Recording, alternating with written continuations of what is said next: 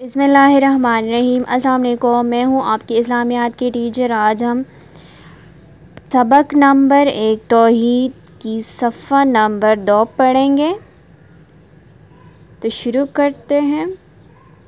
کچھ لوگوں نے آپ صلی اللہ علیہ وآلہ وسلم کی دعوت کو قبول کیا اور اقرار کیا کہ حقیقی معبود تو صرف اللہ ہے، جس نے اس کائنات کو وجود بخشا، جو ساری مخلوق کا خالق ہے، ان کو رزق دیتا ہے، جو زندگی اور موت کا مالک ہے۔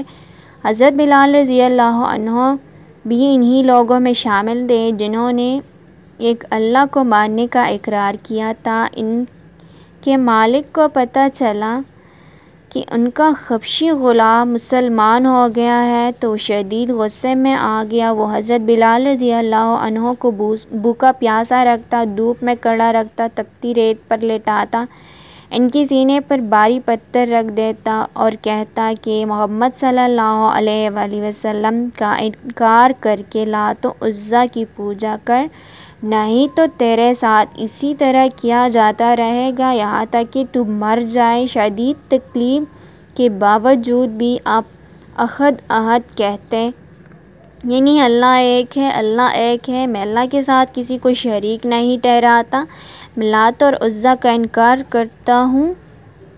دین اسلام میں اللہ تعالیٰ کو ایک ماننے کا نام توحید ہے۔ کلمہ طیبہ کے پہلے حصے لا الہ الا اللہ میں ہر مسلمان اسی بات کا اقرار کرتا ہے کہ اللہ ایک ہے، اس کے ساتھ کوئی شریک نہیں۔ عقیدہ توحید اسلام کا بنیادی عقیدہ ہے۔ قرآن مجید میں سب سے زیادہ عقیدہ توحید کے بارے میں بات کی گئی ہے۔ نبی اکرم صلی اللہ علیہ وآلہ وسلم نے سب سے پہلے اسی عقیدے کی طرف بلایا۔ جب حضرت محمد صلی اللہ علیہ وآلہ وسلم کوہ صفا پر تشریف لے گئے اور وہاں سے قریش کے تمام قبیلوں کو نام لے کر اکٹھا کیا، ان کو بلایا، تو آپ صلی اللہ علیہ وسلم نے فرمایا کہ ایک اللہ پر ایمان لے آؤ اور بتوں کو پوجنا چھوڑ دو۔ اگرچہ وہ لوگ آپ صلی اللہ علیہ وآلہ وسلم کو صادق اور امین کہتے تھے، لیکن آپ صلی اللہ علیہ وآلہ وسلم کی بات ماننے سے انکار کر دیا اور وہاں سے ناراض ہو کر چلے گئے۔ انہی میں سے کچھ لوگوں نے آپ صلی اللہ علیہ وآلہ وسلم کی دعوت کو قبول کیا اور اقرار کی اس بات کی کہ واقعی حقیقی معبود تو صرف اللہ ہے، جس نے ساری کائنات کو وجود بخشا ہے، جو ساری مخلوق کا خالق ہے، ان کو رزق دیتا ہے، زندگی اور موت اللہ کے ہاتھ میں ہے۔ اسی میں حضرت بلال رضی اللہ تعالیٰ عنہ کا واقعہ ذکر کیا گیا ہے کہ جب حضرت بلال رضی اللہ تعالیٰ عنہ نے اسلام قبول کیا، جب وہ مسلمان ہو گئے اور اس کے بعد جب آپ کے مالک کو پتہ چلا تو وہ شدید غصے میں آ گئے اور حضرت بلال رضی اللہ عنہ کو بھوکا پیاسا رکھتا، دھوپ میں کھڑا رکھتا، تپتی ریت پر لٹاتا، ان کے سینے پر بھاری پتھر رکھ دیتا اور کہتا کہ محمد صلی اللہ علیہ وآلہ وسلم کا انکار کر لے اور لات و عزیٰ کی پوجا کر، ورنہ تیرے ساتھ ایسا کیا جاتا رہے گا یہاں تک کہ تم مر جائے۔ لیکن شدید تکلیف کے باوجود بھی آپ احد احد کہتے، یعنی کہ اللہ ایک ہے، اللہ ایک ہے اور میں اللہ کے ساتھ کسی کو شریک نہیں ٹھہراتا اور میں لات اور عزیٰ کی پوجا نہیں کروں گا، میں ان کا انکار کرتا ہوں۔ اسلام میں اللہ کو ایک ماننے کا نام ہی توحید ہے، یعنی کلمہ طیبہ میں بھی ہر مسلمان اسی بات کا اقرار کرتا ہے کہ اللہ ایک ہے، اللہ کا کوئی شریک نہیں۔ بنیادی عقائد میں اسلام کے جو بنیادی عقائد ہیں ان میں عقیدہ توحید بنیادی عقیدہ ہے، اور قرآن مجید میں سب سے زیادہ عقیدہ توحید کے بارے میں بات کی گئی ہے۔ نبی اکرم صلی اللہ علیہ وآلہ وسلم نے بھی اسی عقیدے کی طرف سب سے پہلے اسی عقیدے کی طرف بلایا ہے لوگوں کو، یعنی حضرت آدم علیہ السلام سے لے کر حضرت محمد صلی اللہ علیہ وآلہ وسلم تک جتنے بھی انبیاء کرام گزرے ہیں تو ان سب نے سب سے پہلے اسے عقیدہ توحید کی طرف بلایا ہے۔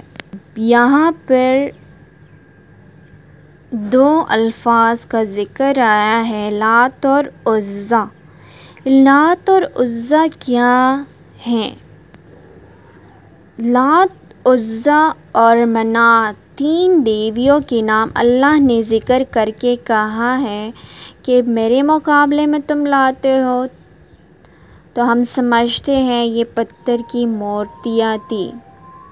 لات، عزیٰ اور منات یہ کون تھے؟ یہ پتھر کی مورتیاں نہیں تھیں، یہ بھی باعزت ان کے معاشرے میں بہت ہی مرتبہ رکھنے والے انسان تھے، صالح انسان تھے، انہی کو اولیاء مانا گیا، اور مورتی بنائی ہوئی کسی نے بھی نہیں تھی، نہ لات کی، نہ منات کی اور نہ عزیٰ کی۔ اچھا، یہ لات، منات اور عزیٰ یہ نام کہاں سے نکلے ہیں؟ لات الہ سے نکلا ہے، الہ مین اللہ۔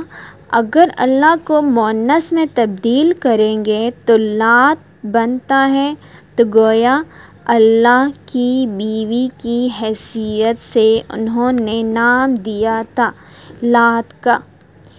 ایک دوسری معنی بھی لات کی ہے، اور لات کی وہ معنی یہ ہے جس کا مطلب ہے ستو گول کے پلانے والا، ستو بنا بنا کے کھلانے والا۔ مکہ کے اندر رسول اللہ صلی اللہ علیہ وآلہ وسلم کے آنے سے بہت زمانہ قبل ایک انسان تھا جو حجاز کرام کو جب سفر سے نکلتے تھے اور کعبۃ اللہ کی طرف جاتے تھے تو اس کا گھر راستے میں جہاں پڑتا تھا بنو ثقیف کا بت تھا یہ، تو وہاں پر بیٹھ کے پتھر کے پاس لوگوں کی اعزاز میں مہمان نوازی کرتا تھا کہ ستو اپنے طرف سے لا کے گول گول کے پلاتا تھا۔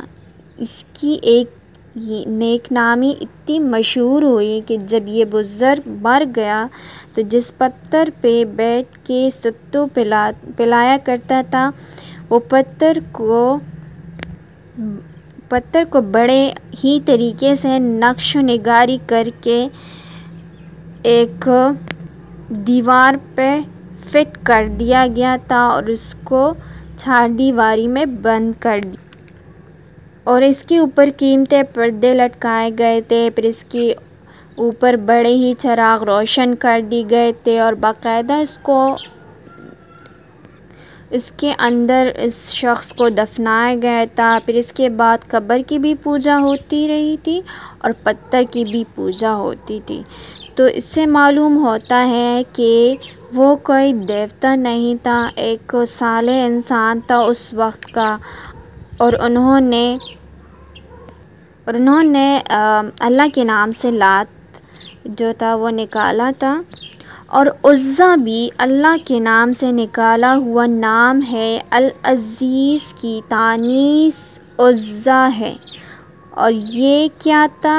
یہ بت تھا، یہ بھی بت نہیں تھا، یہ بھی ایک پتھر تھا جس کو نقش و نگار کر کے چار دیواری میں بند کر دیا گیا تھا، اور چار دیواری پر پردے ڈال دیے گئے تھے بہترین اور قیمتی، اور یہاں پر آ کے دعائیں کی جاتی تھی اور سب سے زیادہ ذبح کیا جاتا تھا خون بہا کر۔ یہ اس کے لیے کہ اس وجہ سے کیا جاتا تھا کہ لوگوں کا اعتقاد تھا کہ یہاں پر اس پتھر کی برکت سے ہمارے مرادیں پوری ہوں گی۔ وہاں بھی بت نہیں تھا، یہ عزیٰ تھا۔